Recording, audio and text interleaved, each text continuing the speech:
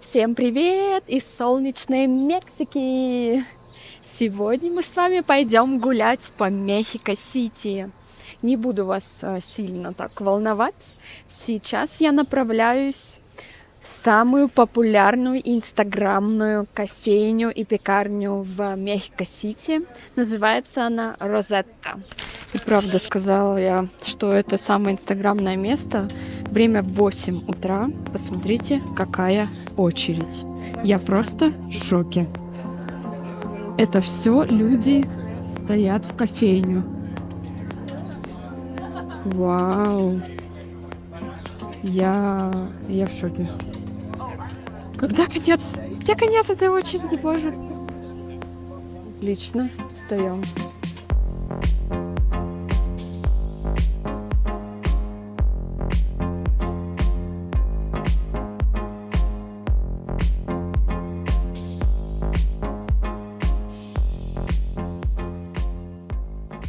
Короче, я не захотела ждать эту длиннющую очередь на столик, потому что там всего 8 столов, и все так вальяжно просто едят свои круассаны, что это занимает очень много времени. Она сказала, минимум ждать стол час. Поэтому я просто взяла с собой кофе, обычный латте, и вот мне дали 2 булочки, я купила.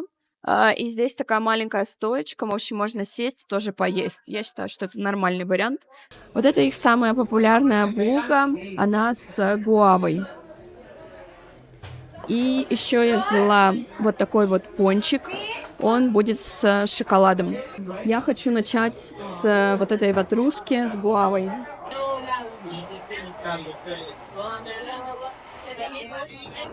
М, м.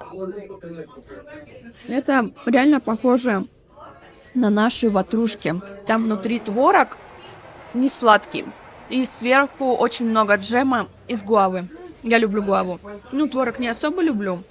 Но это вкусно. Это очень вкусно. Сейчас я еще хочу попробовать этот безумный пончик.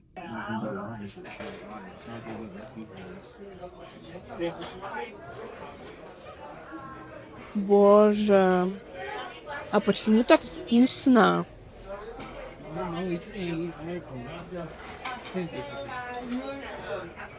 Что они туда добавляют? Это просто можно проглотить язык. Посмотрите, там сколько начинки.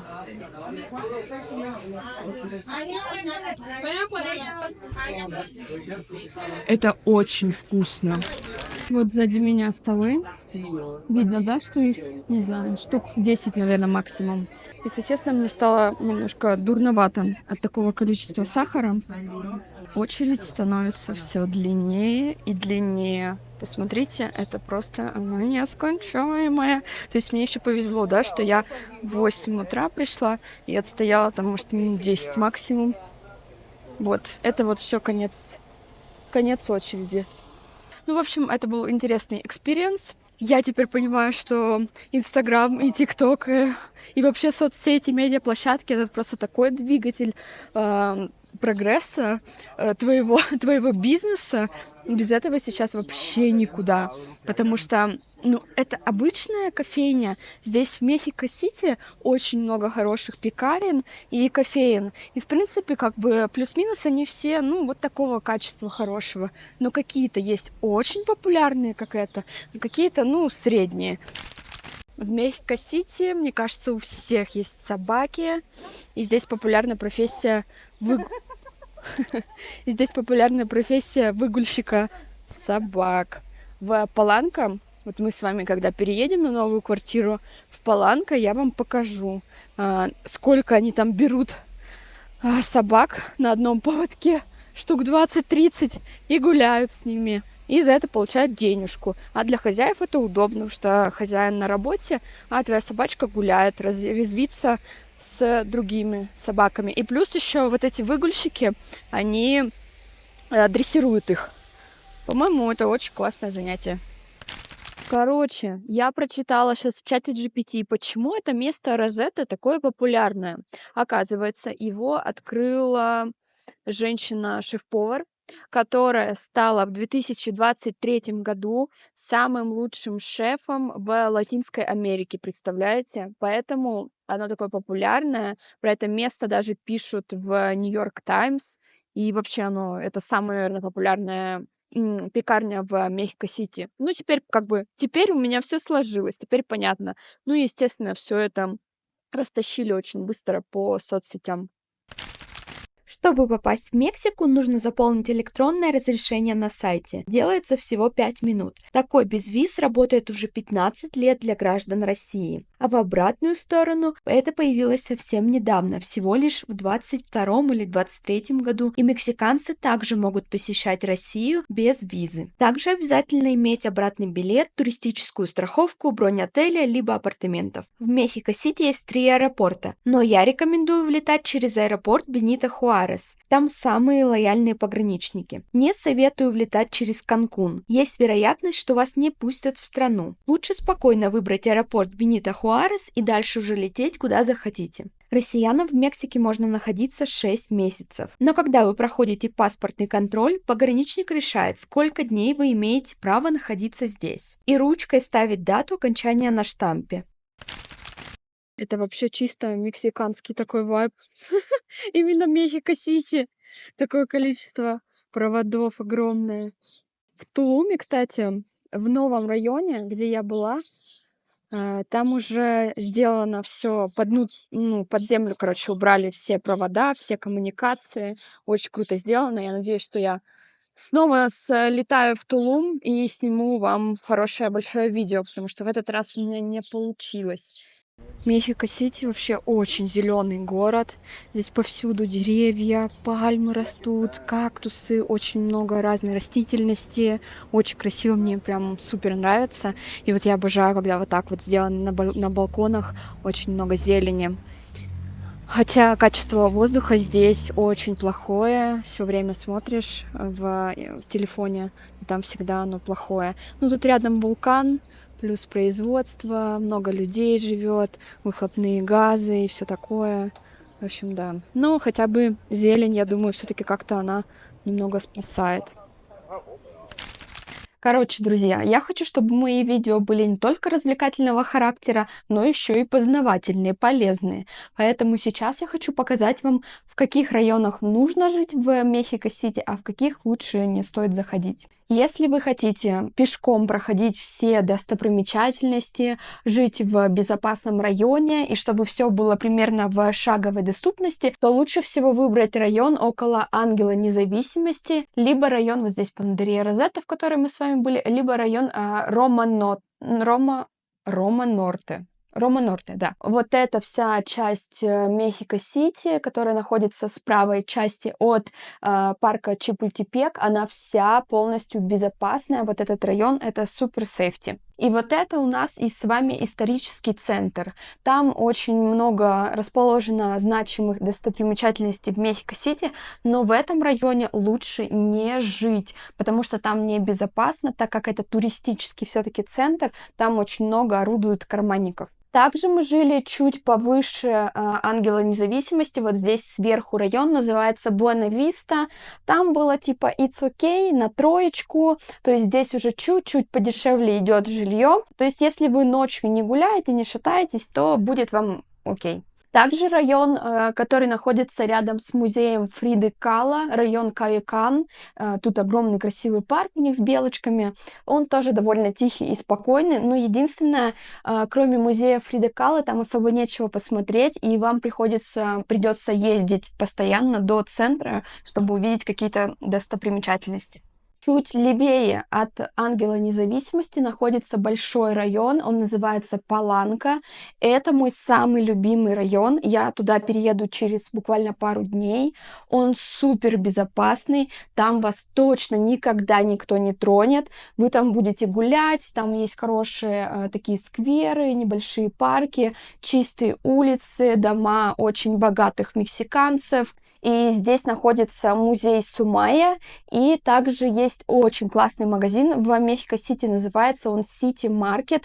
Это такой больше европейский магазин, там есть очень крутые продукты, и мы туда ходили закупаться вообще постоянно. Я очень рекомендую район Паланка, но единственное, вам придется ездить, конечно, в исторический центр, в Рома-Норте и так далее. Ну, можно использовать автобусы, либо Uber. Uber здесь недорого стоит. В принципе, можно потратиться на поездки. Если вы прям хотите супер безопасно жить, то Паланка — это номер один район. В общем-то, это все были районы, которые безопасные. В остальные районы я вам категорически не советую не заходить, не гулять, потому что это может быть небезопасно. Если вы ходите по тем районам, которые я вам рассказала, с вами никогда ничего не случится, все будет супер безопасно.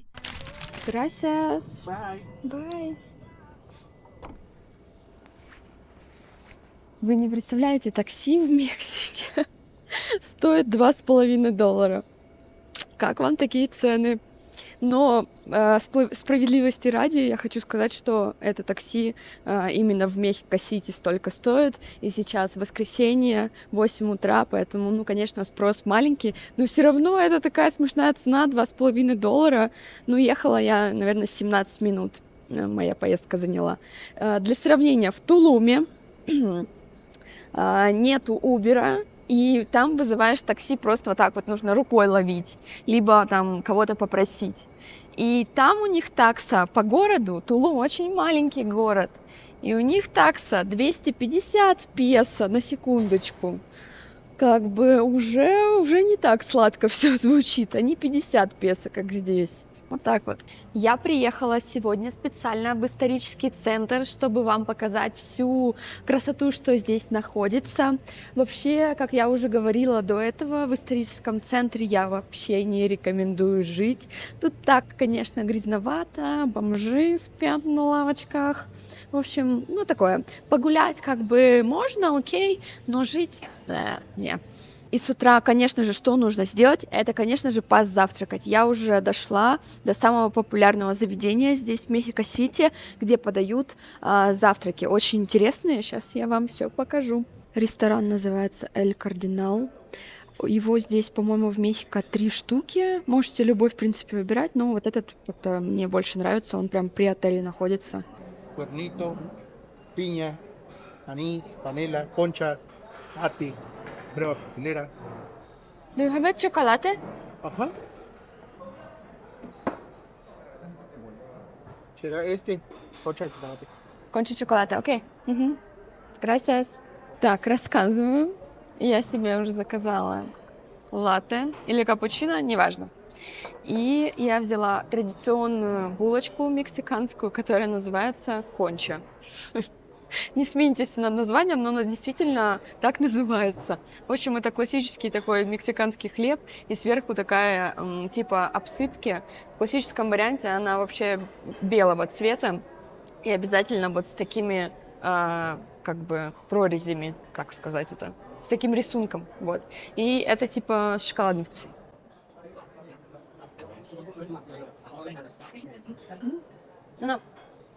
Она мягкая, и сверху такая посыпка, чуть-чуть какао и шоколада. Рассказываю, что мне тут уже принесли.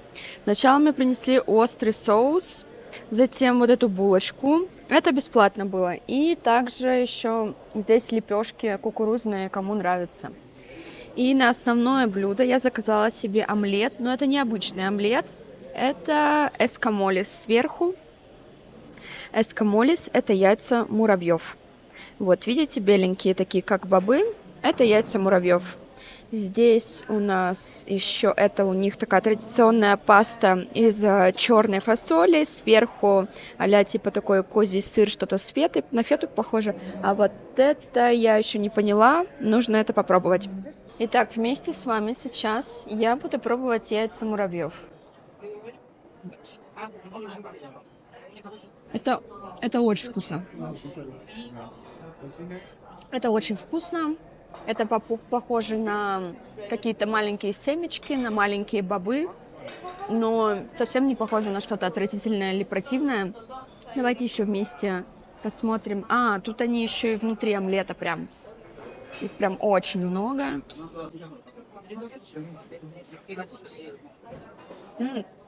Очень вкусно. Очень вкусно. Очень свежие яйца. Внутри много лука, зелени, типа петрушки. Но очень много белого лука. Я не очень люблю белый лук. И давайте еще попробуем вот эту штуку. Ну, это вкусно. Это очень вкусно.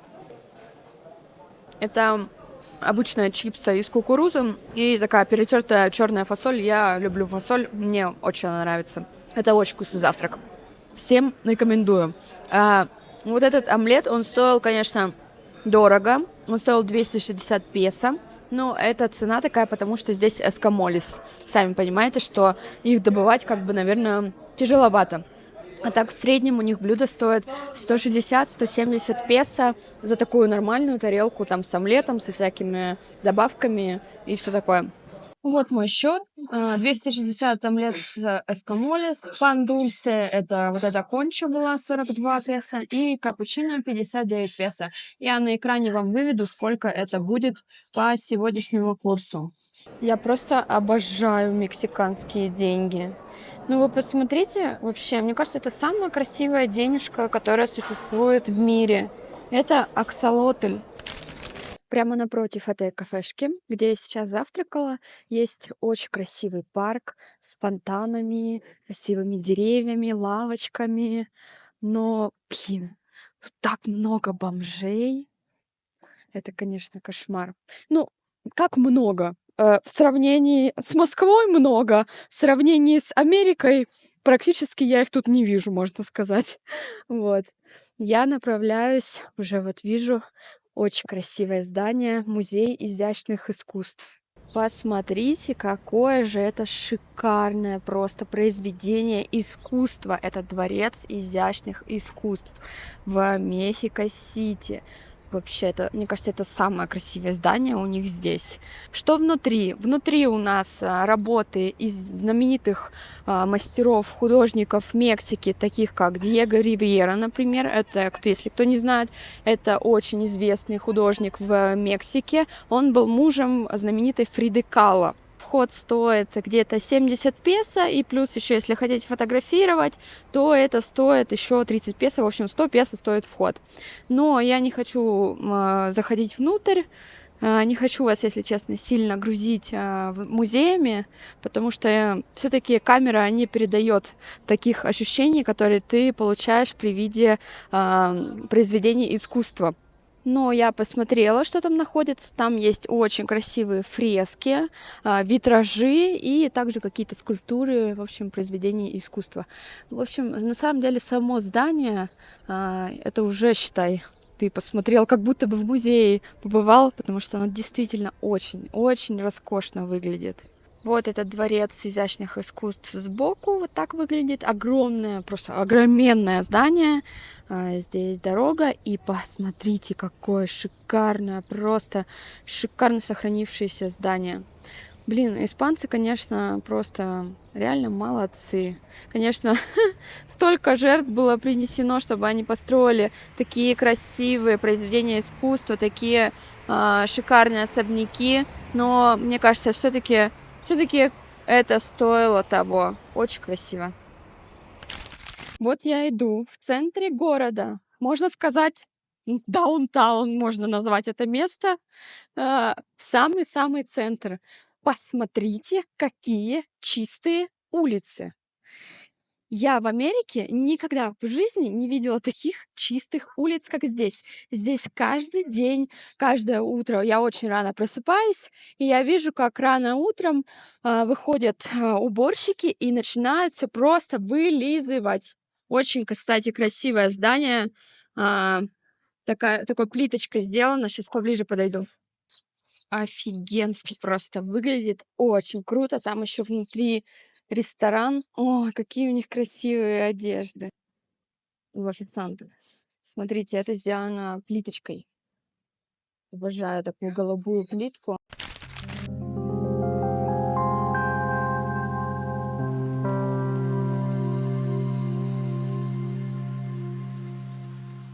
Я дошла до самого сердца Мехико-Сити.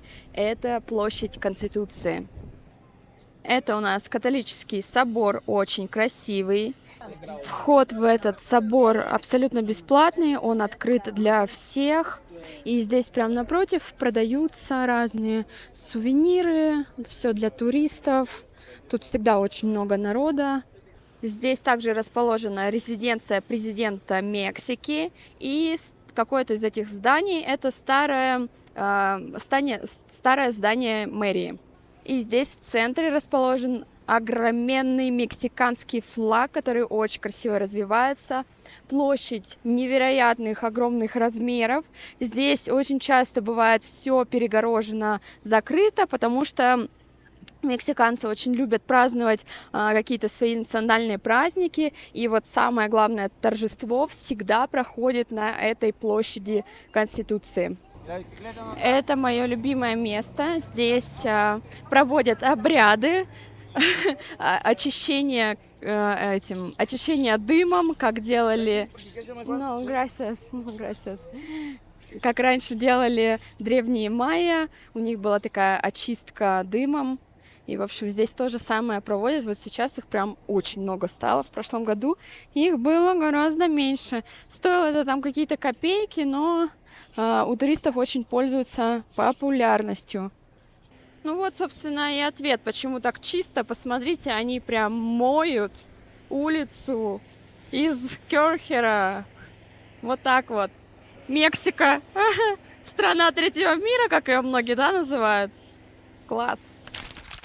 Находиться в Мехико-Сити, если ты турист, безопасно, но нужно соблюдать некоторые правила. В принципе, как и в любой другой стране. Америку я вам сейчас не открою. Не вести себя вызывающе, не клеить местных девочек, не вести себя агрессивно, много не пить алкоголя, не путешествовать по Мексике на машине, выбираем только самолет, не носить с собой много налички и все карточки. Также оставить паспорт дома. Лучше сделайте фотографию паспорта и штампа, которые вам поставили на границе. Даже если полиция вас остановит, фотография их устроит. Хотя меня никогда не останавливали полицейские здесь. Ну и последнее, не ходите по небезопасным районам. Там и смотреть-то нечего, вы же приехали сюда за красотой. А еще вот сзади меня такси розовое. Если вы видите такое такси, и оно хочет вас подвезти, никогда не садитесь в него, потому что эти таксисты возят только местных, и если они увидят туриста, то они работают вместе с бандой и повезут вас, во-первых, не по тому маршруту, куда нужно, и, во-вторых, вас еще и по пути ограбят. Никогда не используйте здесь, в Мексике, такси, вот именно просто чтобы словил на дороге и поехал. Никогда. Только Uber, и только у них есть приложение Didi. Все. Это два приложения, которые вы можете использовать. Сейчас я пришла в маркет еды, который называется Roma Mercado.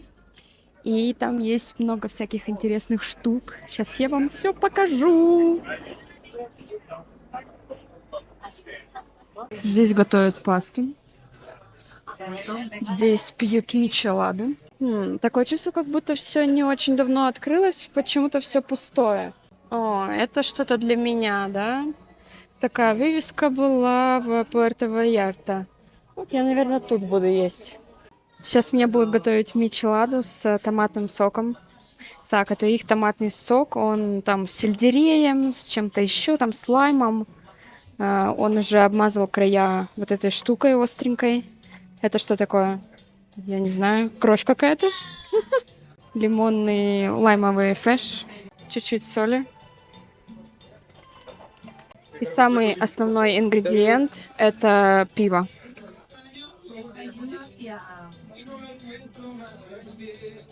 Короче, объясняю, что такое мичелада. Вообще, это напиток из пива светлого и из всяких специй и лайма.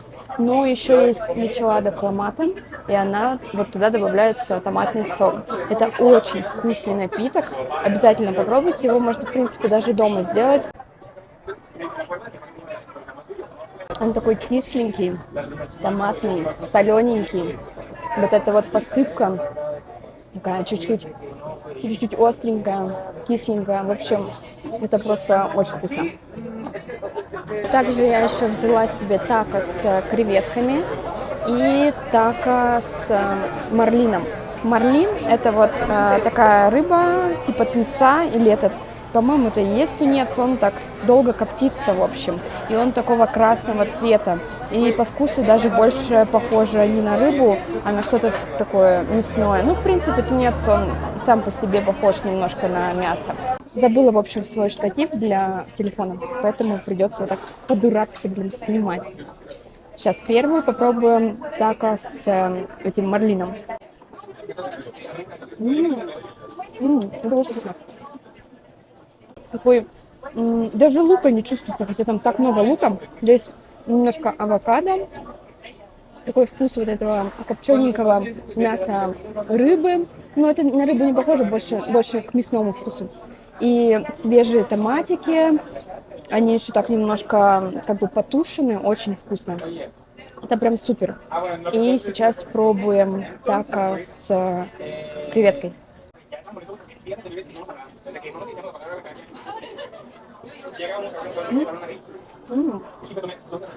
Креветочка очень такая жирненькая, мясистая. Она в кляре. Сверху салат из капусты с морковкой, с майонезом. И немножко авокадо. И опять же помидорки. Супер вкусно. Слушайте, я прям советую этот маркет. Реально прикольное место. Молодцы, что они его сделали. Потому что, я так подозреваю, он не совсем так давно открылся. Крутое место. Вот, кстати, это мичелада. Ее можно купить вот таким коктейлем прям в банке. Вкус на самом деле один в один.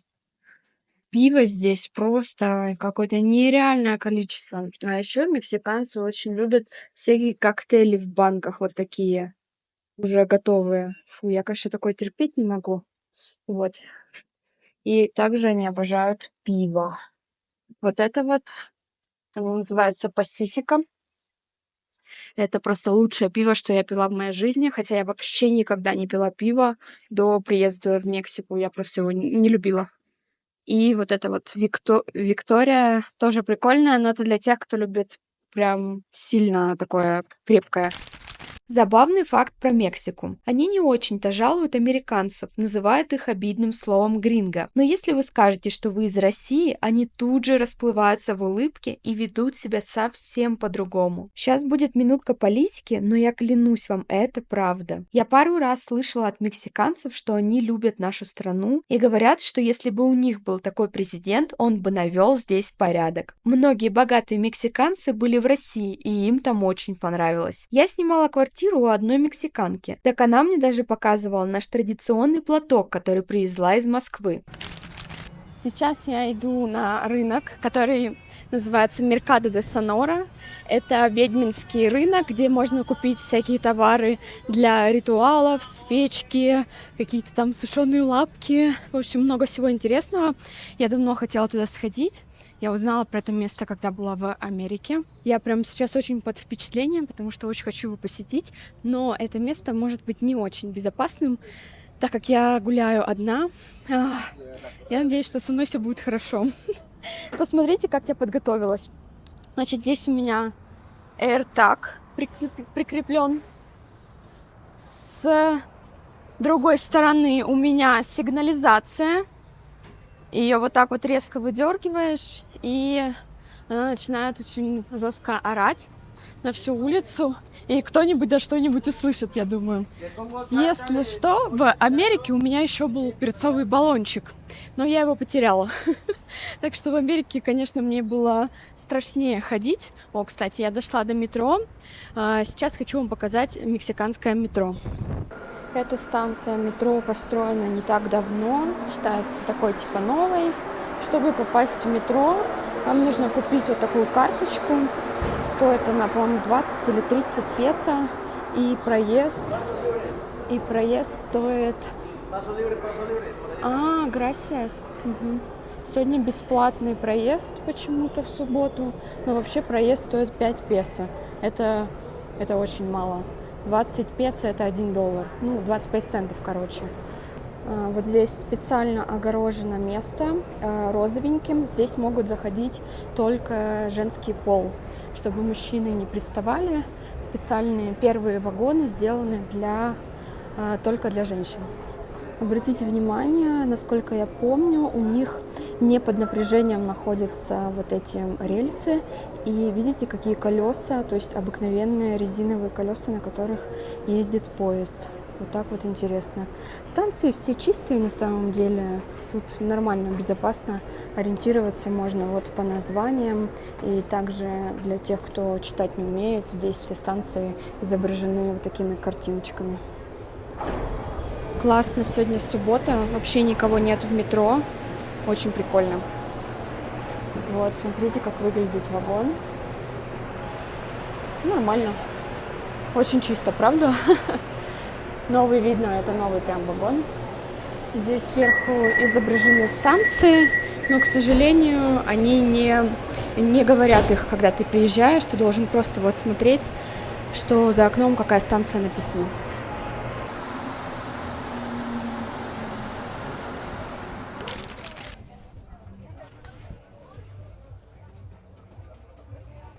Ой, какие милые тапочки.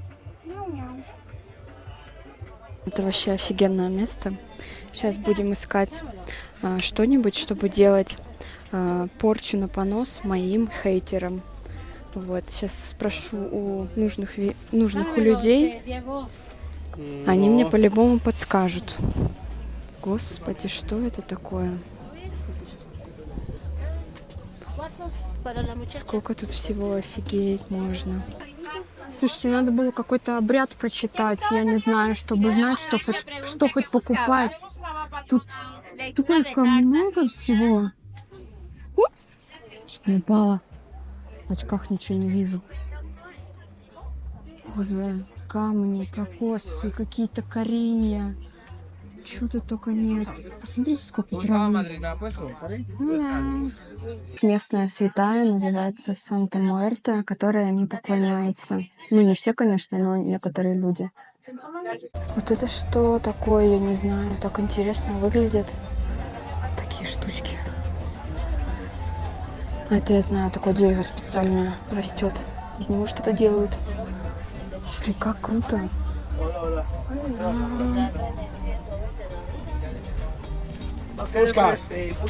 Почему-то очень много черных людей. Пупсов, больших, маленьких. Интересно. Это, наверное, потому что вуду. Да, это же все из Африки пошло, точно. Ой, какая маленькая карта Таро. Маленькая колода. Ого, какая огромная Санта-Муэрте. Она выше, чем человеческий рост, выше, чем я. Офигеть. Там целые магазины. Прикольно. Видите, всякие разноцветные. Конечно же, я шучу, никакие порчи, обряды я не проводила. Я купила там только свечки для привлечения денег и какие-то масла. В целом, рынок мне очень понравился, прикольно было, там было нормально, безопасно, никто меня не обокрал, все со мной было в порядке.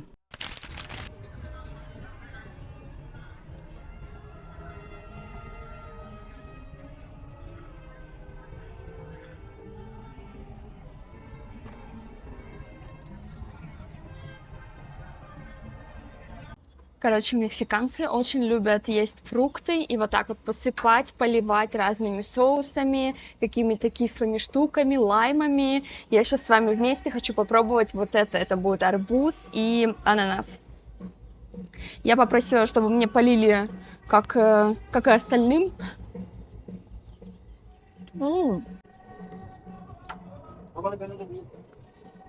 Это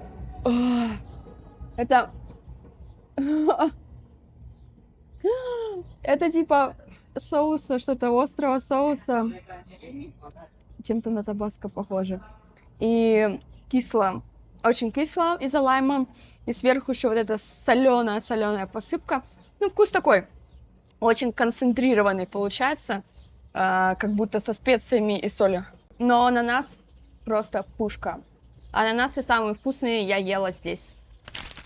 В туристических районах Мехико-Сити очень чисто. Каждое утро уборщики прибирают улицы. Мусорщики сортируют мусор. Профессия мусорщика в Мексике очень ценится. Все их уважают, но, к сожалению, оплата труда очень низкая. Поэтому они сортируют мусор от пластика и сдают его на переработку. За это получают дополнительные деньги. Также им иногда оставляют чаевые за их работу. Мы с вами пришли на рынок Сан-Хуан. Здесь чьё-то мясо.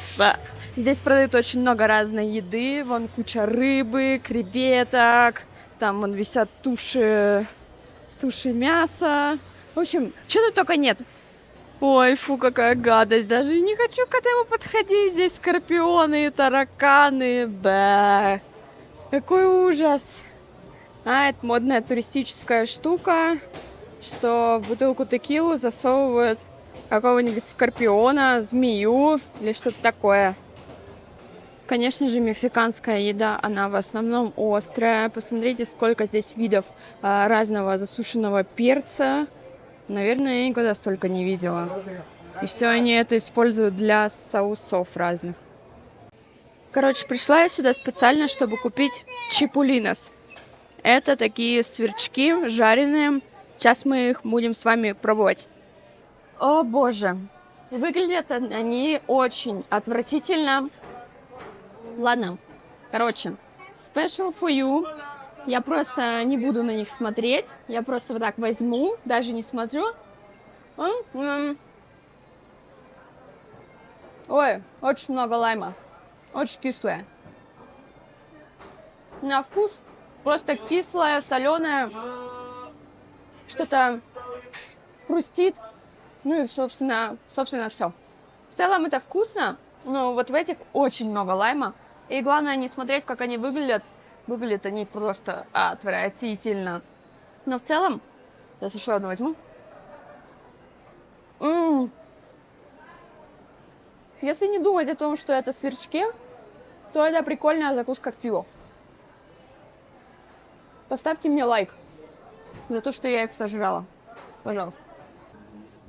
Короче, я решила попробовать гренадина. Две штуки возьмем. Здесь... gracias. Ага. И еще здесь есть... Как это называется? Сметанное дерево. Я забыла, как это называется. Вот это что такое? Я не знаю. Очень похоже на маленькое манго. Это маленькие гранатики. ¿Esta guayaba? Guayaba rosa. Rosa, ok. Y hay guayaba Ajá. blanca. Ok. Este es Ajá. el color así, de este color así. Ага. Окей. Это гуаяба розовая, и у него еще есть белая. А это что такое, я не знаю. Какая красивая, смотрите. Перфекто. Rosa. Ага. И также еще есть разные манго, виноград, в общем, прикольные фрукты. Ребята, я уже пришла домой, уже помыла эти красивые фруктики. Сейчас с вами вместе будем пробовать. Вот этот фрукт называется гуава или гуаяба. Это одинаковое название одного фрукта. Это у нас с белой сердцевиной. Какой красивый. Если бы вы здесь оказались, то просто офигели бы, насколько гуаяба вкусно пахнет. У нее такой тропический, свежий, сладкий вкус. Кстати, ее можно есть с кожурой, просто я не хочу мраться.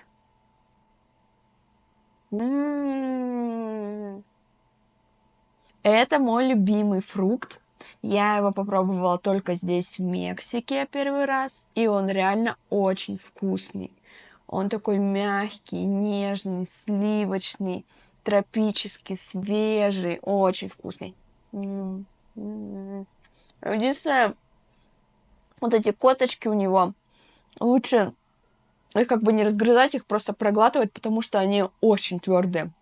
Можно зубы сломать. И пробуем розовую гуаябу. Похоже на помидорку, правда? Вот это чуть-чуть переспела. Она прям такая мягкая-мягкая была. Они есть недоспелые, тоже невкусные, и переспелые уже тоже так себе. Есть очень она такая немножко цветочный какой-то у нее вкус. Ну, прикольная. Из них делают очень вкусные смузи, фреши. Я прям обожаю такой смузи из гуавы с ананасом, с апельсином. Это очень-очень вкусно. И второй на очереди фрукт.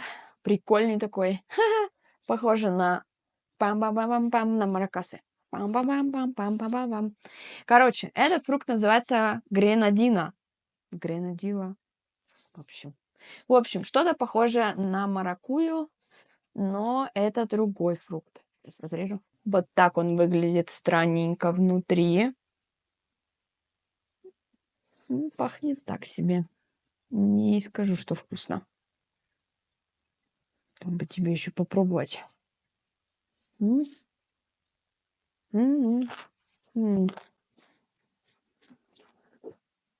Что-то мне не очень понравилось.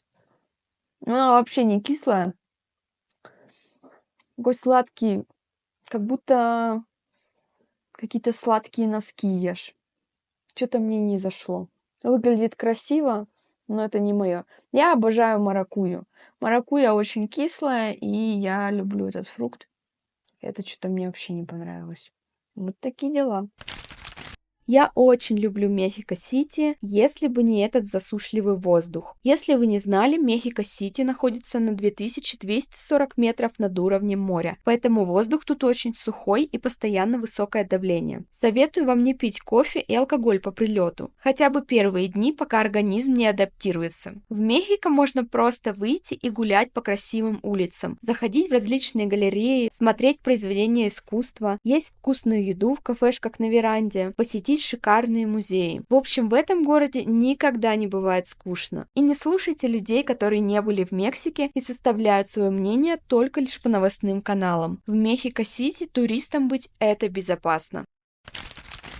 Обязательно приезжайте в Мексику и формируйте свое мнение. Спасибо вам большое за просмотр, пишите свои комментарии, что вы думаете о Мексике, и обязательно поставьте мне лайк.